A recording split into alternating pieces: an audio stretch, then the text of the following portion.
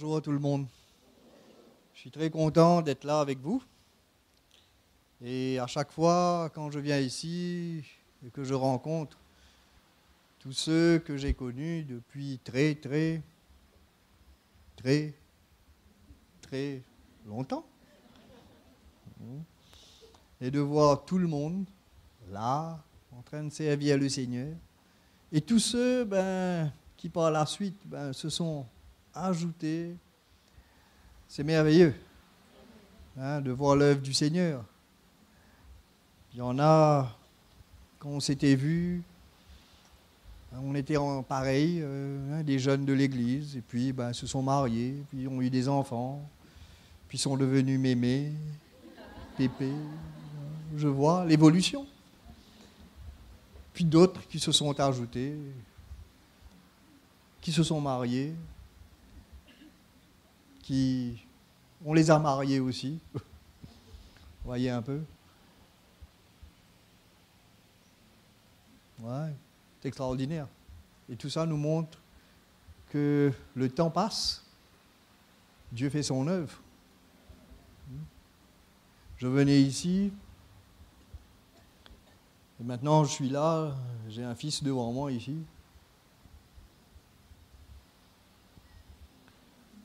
Et plus costaud, plus énorme, enfin, plus grand. Il n'était pas là au début.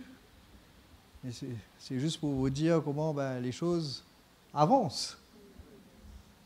Et combien, nous aussi, quand on réalise tout ça, allons réaliser si nous aussi nous avançons. Mais il ne faut pas juste avancer pour avancer. Il faut aller dans la direction que le Seigneur nous emmène. Allons avec lui, laissons le Seigneur nous emmener. Et bien sûr, pour chacun de nous ici, nous avons laissé le Seigneur nous emmener. Et c'est pour cela que nous sommes là. Et je bénis le Seigneur pour chacun de vous, pour ce que vous êtes, pour ce que vous représentez, et pour toutes les choses que vous avez fait. Hier, ma sœur Brigitte, que je vois là, on parlait de toi. Comment quand... Peut-être tu ne sais pas, mais il y a une personne hier qui rendait grâce au Seigneur parce que tu lui as montré à lire et à écrire. Et cette personne habitait chez moi. Vous voyez, aujourd'hui, cette personne est mariée, il a son entreprise, et toi, tu ne savais pas quand tu faisais ça. Et surtout quand on habitait, tu sais où on habitait, le nom de la rue où j'habitais, la rue de la Croix. Hein? Tu te souviens, tu venais donner des cours, où on t'envoyait quelqu'un, tu montrais bien des enfants à lire, non? Tu ne sais plus. Ah pourtant, il y a pas mal de choses comme ça. Oui, il y a des choses, on a fait beaucoup de choses.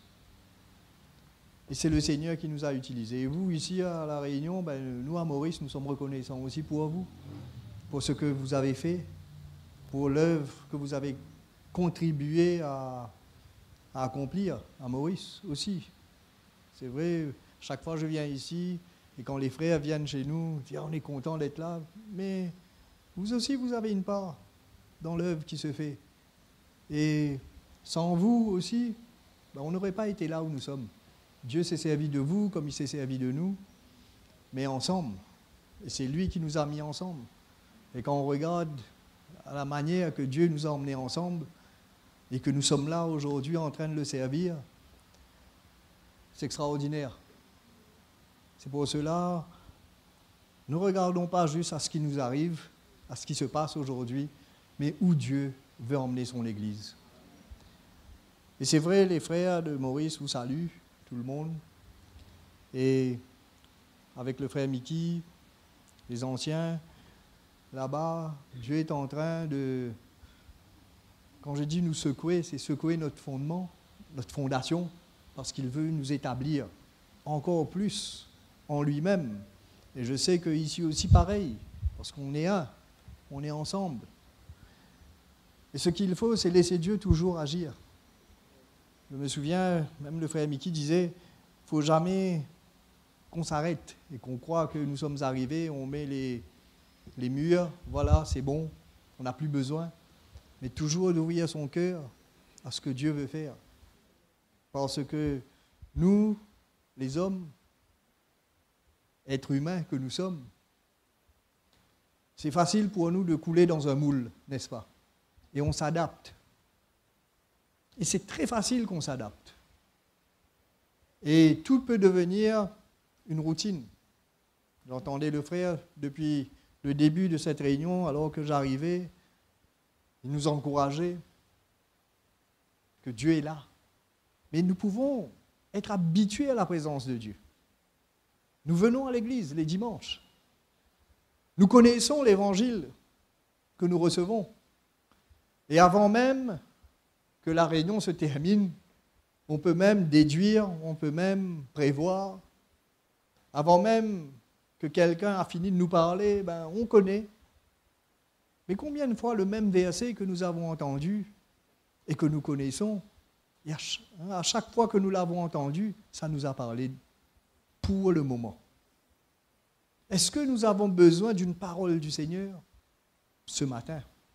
Est-ce que nous sommes venus pour entendre ce que Dieu a pour moi, pour nous, personnellement? Parce que n'oubliez pas que nous avons été choisis par lui pour être un peuple pour lui, afin que nous puissions annoncer ses vertus. Jésus nous a dit, vous serez mes témoins, n'est-ce pas? Nous recevrons de son Saint-Esprit et nous serons ses témoins. Mais témoins de quoi? Premièrement, de ce qu'il a fait dans notre propre vie même. Vrai ou pas? Mais aussi dans ce que nous voyons, aussi dans la vie des autres. Mais avant tout, mes frères et sœurs, dans ce qu'il fait dans notre propre vie.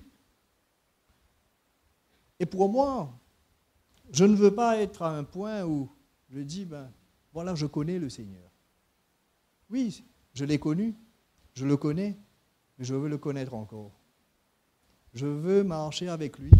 Et je veux qu'il puisse me parler. Je veux entendre de lui. Et je veux qu'il me montre les choses qu'il y a pour moi devant. Parce que c'est facile, même comme un serviteur de Dieu, parce qu'on sert le Seigneur, de se dire, oui, on connaît, il y a ça, il y a ça, il y a ça. Mais Dieu parle. Qu'est-ce qu'il nous dit? Qu'est-ce qu'il me montre? Qu'est-ce qu'il veut faire? Qu'est-ce qu'il doit faire dans ma propre vie même? Et c'est vrai que nous tous, nous ne sommes pas encore arrivés, personne n'est parfait. Et combien dans notre nature humaine, des fois on se sert de ces choses pour justifier un état, n'est-ce pas? Et surtout justifier notre chair, justifier là où nous sommes, au lieu de dire là où je suis, c'est là où je suis, mais j'ai besoin d'être là-bas. Et c'est là-bas que le Seigneur veut que je sois. Et souvent, en nous-mêmes, l'arrogance humaine, notre fierté en nous emmène à justifier, oui, mais on n'est pas parfait. Et on se justifie, et en se faisant, nous fermons nos oreilles à ce que Dieu veut faire. Que ce soit quand Dieu nous parle personnellement, ou que ce soit quand un frère, une sœur, au travers de la parole même, le Seigneur nous parle. Je pense que dans les temps que nous vivons, chacun de nous, nous avons besoin d'entendre la voix de Dieu pour notre vie, entendre ce que Dieu a pour nous, pour que nous puissions entrer et continuer à le servir et être là, si le Seigneur ne revient pas dans les années qui viennent, mais quand il reviendra, il nous trouve en train de porter des fruits pour lui. Amen. Avec la foi dans notre cœur. Les situations de la vie de tous les jours, mes amis, si nous lisons la parole du Seigneur, nous pouvons voir que le Seigneur nous a parlé de toutes ces choses. Mais combien ces choses, ces soucis de la vie, sont toujours là pour nous arrêter. Et on peut facilement se justifier. Il faut que je fasse ceci, il faut que j'ai cela.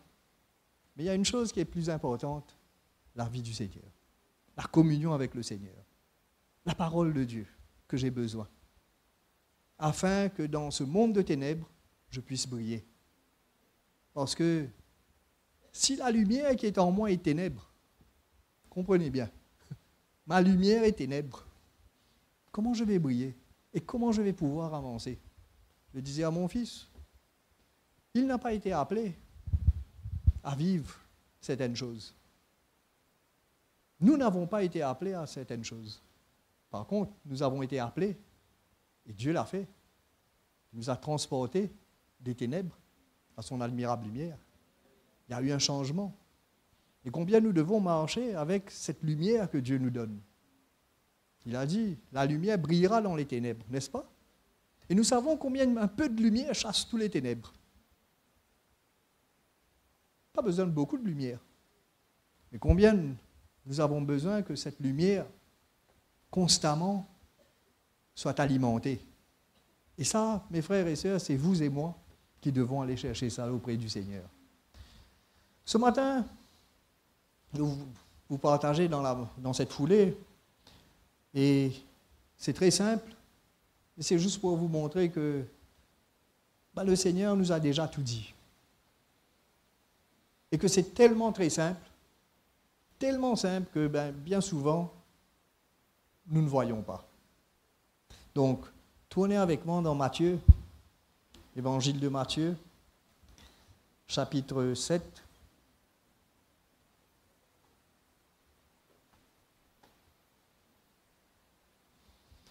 Au verset 21.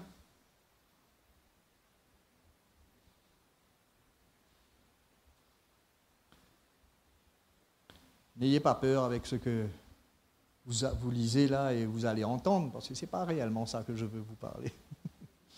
Hein? Ne laissez pas vos pensées prendre le dessus. Alors, ceux qui me disent « Seigneur, Seigneur » n'entreront pas tous dans le royaume des cieux. Quand il dit « n'entreront pas tous », ça veut dire que certains entreront. Amen.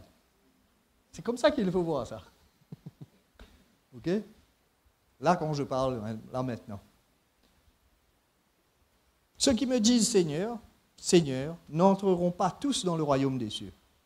Donc, qui sont ceux qui entreront? Mais seulement celui qui fait la volonté de mon Père qui est dans les cieux. Où est-ce que nous voulons être? Et vous réalisez que vous pouvez dire Seigneur, Seigneur, mais oups, et on n'entre pas. Ce matin, on ne va pas aller dans un débat théologique ou bien essayer d'aller disséquer tout ça. Je laisse ça pour certains qui sont plus avancés et qui ont certains dons. Mais moi, c'est simplement, je veux vous encourager ce matin. Et il dit ici, plusieurs me diront en ce jour-là, Seigneur, n'avons-nous pas prophétisé en ton nom? N'avons-nous pas chassé des démons par ton nom? Et n'avons-nous pas fait beaucoup de miracles par ton nom? Vous savez, pour que quelqu'un puisse prophétiser, chasser des démons, faire beaucoup de miracles, il n'est pas donné à tout le monde de le faire, non, n'est-ce pas? C'est quelque chose, ça. N'est-ce pas? C'est spectaculaire. Ça sort de l'ordinaire. Et ce sont des choses que la parole de Dieu nous dit, n'est-ce pas? Combien en mon nom vous chasserez des démons? On prophétisera aussi. Et il y a des miracles qui accompagneront ceux qui auront cru. Jésus a parlé de toutes ces choses. Mais là, ce même Jésus, il parle de ça, ici. Et il vient dire, alors je leur dirai ouvertement, je ne vous ai jamais connu. Retirez-vous de moi, vous qui commettez l'iniquité. Quand nous regardons cela comme ça, nous pouvons dire, on a fait toutes ces choses. Seigneur, n'avons-nous pas fait ces choses? Mais il répond, retirez-vous de moi, je ne vous ai jamais connu. Comme quoi il est possible de faire certaines choses et ne pas connaître le Seigneur, et ne pas être connu par lui. En d'autres mots, où est Jésus dans tout cela?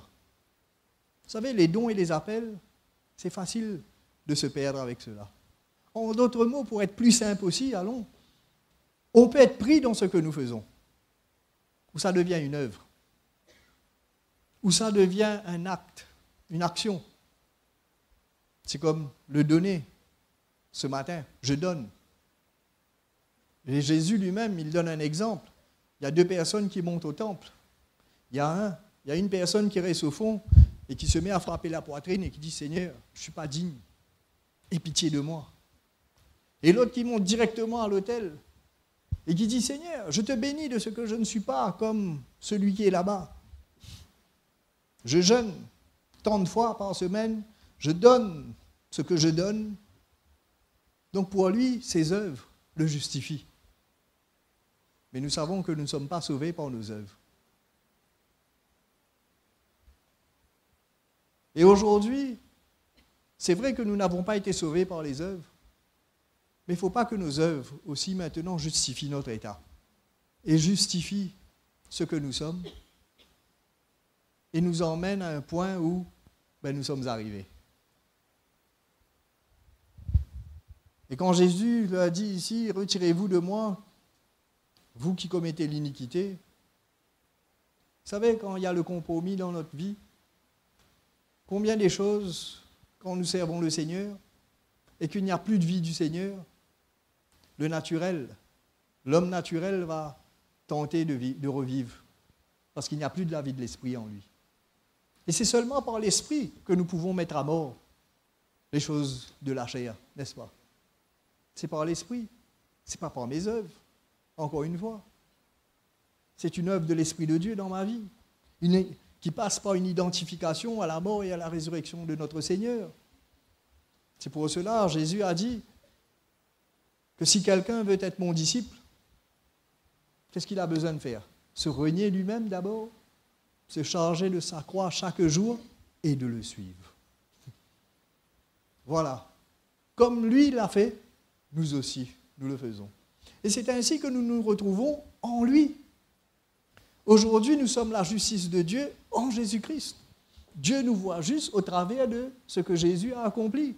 Mais en dehors de ce qu'il a fait, qui sommes-nous? Voilà pourquoi si quelqu'un est en Christ, il est une nouvelle création. En Christ que nous sommes une nouvelle création. Mais en dehors de Christ, qui je suis? Vous me suivez? Vous comprenez mon langage ce matin? Hein, les frères? Et sœurs? En dehors de Christ, qui je suis? Une sœur. En dehors de Christ. Un frère en dehors de Christ. Et vous réalisez un frère en dehors de Christ, ce que ça peut être? Privé de la vie de Christ. Donc je suis en train de marcher avec la lumière que j'avais hier, la lumière que j'avais mois dernier. Je suis en train de marcher avec quelque chose qui avait commencé par étant une révélation pour moi, mais aujourd'hui, c'est devenu un principe. Et non seulement c'était une révélation pour moi, mais aujourd'hui, je suis en train de prendre cela et l'emmener. Ben voilà, frère, lui. C'est ça. Est-ce que c'est ça que le frère, lui, a besoin aujourd'hui? Ce que Dieu m'a donné pour moi, à ce moment-là, c'était pour moi, là. Le frère, lui, a besoin de quelque chose de la part de Dieu, aujourd'hui, pour lui. Ça ne veut pas dire qu'on ne peut pas le faire, mais dans quel esprit est-ce que nous sommes nous-mêmes?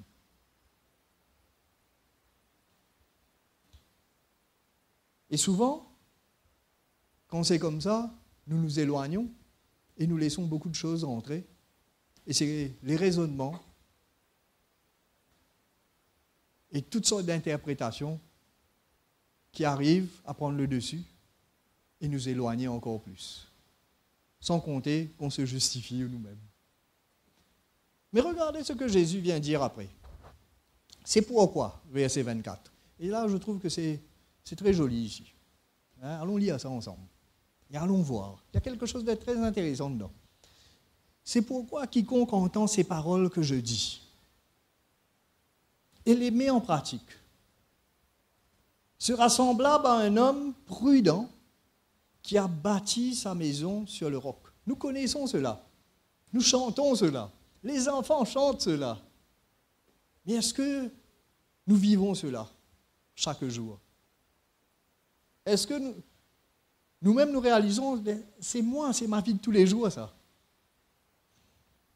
Et regardez bien, La pluie est tombée, les torrents sont venus, les vents ont soufflé.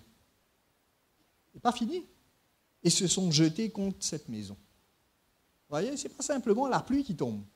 Ce n'est pas simplement le torrent, le vent.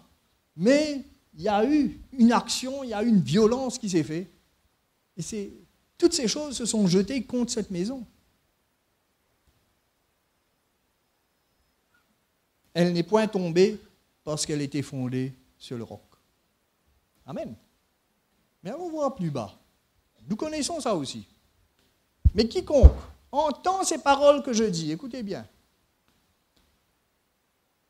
et ne les met pas en pratique, sera semblable à un homme insensé qui a bâti sa maison sur le sable. Il bâtit sur le sable, pourquoi? Pourquoi, mes frères et sœurs? Parce qu'il n'a pas mis en pratique. Le fait qu'il n'a pas mis en pratique, il a bâti sa vie, il a bâti sa maison, il a bâti tout. Vous savez, quand on parle d'une maison, moi et ma maison, c'est moi et mon tout, n'est-ce pas? Tout ce que j'ai, c'est ma vie. Ce n'est pas simplement ma vie là. Voilà, moi je décide de ma vie. Souvent les jeunes disent ça, non? C'est ma vie. Non? Mais ce n'est pas juste ta vie. Moi je reçois ça assez souvent. Papa. Enfin, on ne va pas. Vous allez comprendre de qui je parle. On nomme pas de nom. Vous n'avez pas ça, vous, non? À un certain âge, je dois vivre ma vie. Mais ta vie, c'est pas ta vie là, maintenant, ça. C'est pas parce que, quoi, tu es en train de respirer là, c'est vrai, tu vis. Mais il y a plus que ça. C'est tout ce qui va suivre. Et ta vie touche aussi. Par exemple, lui, sa vie me touche. N'est-ce pas? Et s'il était marié, ben ça va toucher sa femme. Non? S'il a des enfants, ben ses enfants. Mais moi aussi. Bon, papa, femme, enfant, maman, n'est-ce pas? Non? Tes enfants, c'est comme ça, non? Les parents, qu'est-ce que vous pensez? Les parents. Les enfants, qu'est-ce que vous pensez?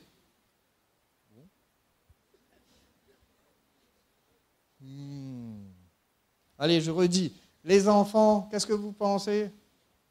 C'est tout ce qui se passe dans la vie de vos parents. On parle de vos parents, pas de vous. Est-ce que ça vous touche?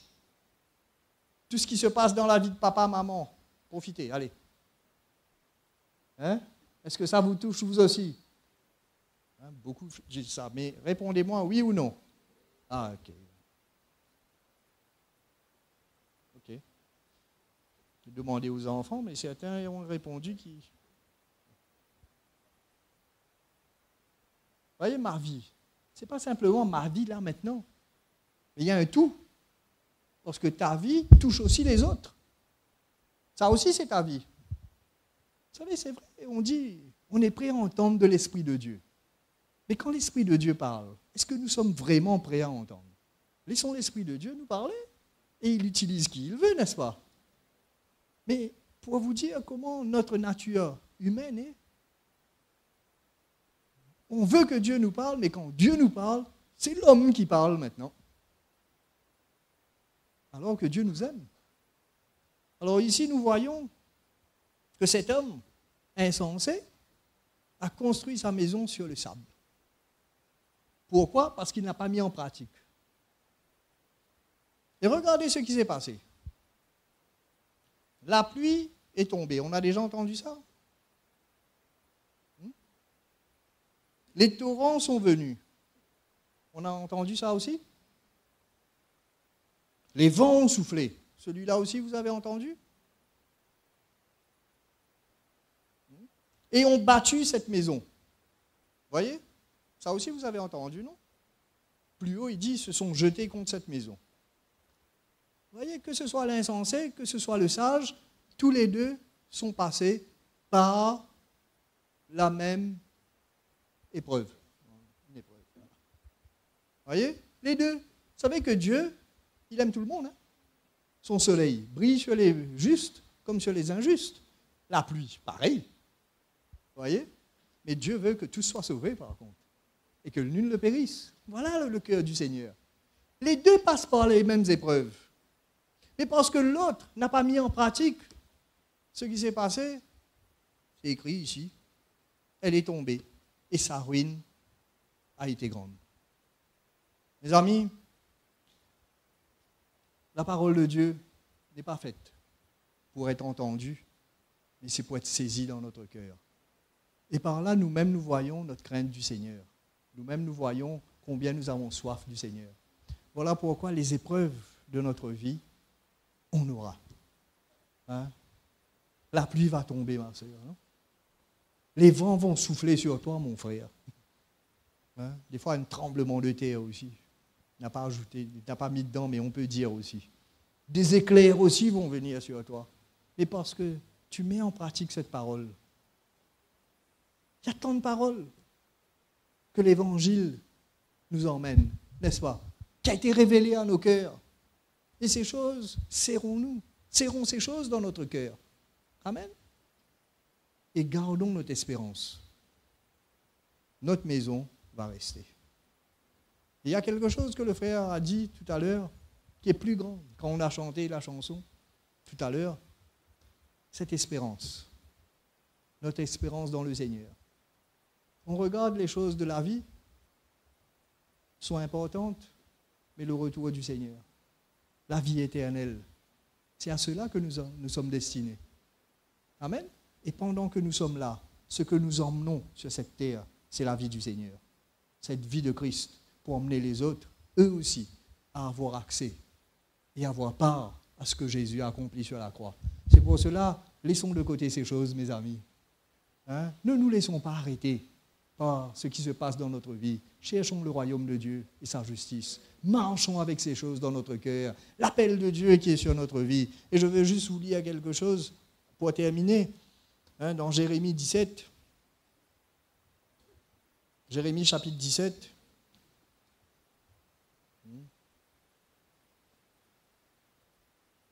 Verset 7. Il nous dit, « Béni soit l'homme ». C'est comme le psaume 1.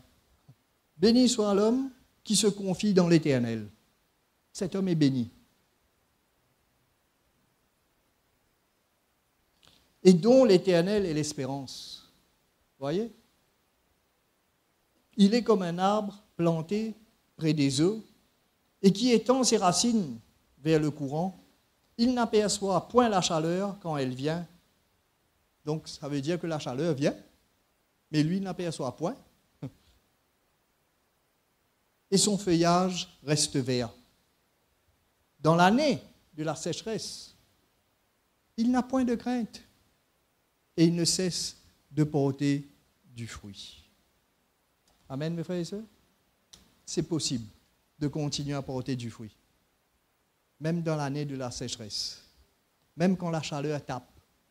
Peut-être ce matin, nous sommes là, et il y a une très grande chaleur. Mais parce que ton espérance est dans l'Éternel, tu te confies en lui. Nous nous confions en lui. Mes amis, parce que nous trouvons notre plaisir dans la loi de l'Éternel. Nous trouvons notre plaisir dans ce que Christ a accompli. Nous trouvons notre plaisir dans l'élection de Dieu nous concernant. Nous chérissons l'appel de Dieu sur notre vie. La croix de Christ n'est pas devenue une religion pour nous, mais c'est une puissance pour nous. Et nous savons que nous sommes faibles. Et comme Paul dit, je me glorifierai plus de mes faiblesses. Amen. Parce que quand je suis faible, lui, il est fort. Moi, je suis faible. Et je suis un homme faible. Mais Christ en moi est puissant. Amen. Voilà pourquoi ce matin, je veux vous encourager. Construisons en mettant en pratique la parole du Seigneur. Qu'importe où vous êtes, ne laissez pas les choses vous dérober de la grâce de Dieu, mais trouvez votre plaisir dans le Seigneur, votre espérance en lui. Confions-nous en lui. Celui qui se confie dans l'Éternel ne sera pas point déçu. Et c'est vrai. Amen. Donc, c'est quoi? cette sécheresse? Une situation dans la famille? Travail? Persécution? Finances? C'est quoi toutes ces choses? La vie ne vaut-elle pas plus que ces choses? Amen. Et la vie avec Jésus, c'est pour cela, ce matin, allons prier le Seigneur. Amen. Vous savez où vous êtes. Moi, j'ai terminé. Et je vous invite, allons tourner nos regards vers le Seigneur et on va faire confiance ensemble au Seigneur pour ce que Dieu a besoin de faire. Si nous sommes bien ce matin, nous rendons grâce au Seigneur. Si peut-être il y a des secousses, des torrents qui ont tendance à monter, à venir, il y a une sécheresse, l'année de la sécheresse, on ne sait pas, ça fait quelque temps que ça dure, je ne sais plus, je ne ressens plus rien, mais ça ne veut pas dire que Dieu t'a abandonné. Hein? Allons avec ce que nous savons, pas avec ce que nous ressentons. Je ne ressens plus. Et qui a dit qu'il faut marcher avec ce que tu ressens? Et peut-être que, en cherchant à trop ressentir, on a fini par ressentir toutes sortes de choses. Le juste vivra par la foi. Et c'est la foi que le Seigneur veut voir dans ton cœur. Amen. Le Seigneur est simple. Il nous appelle à marcher d'une manière simple.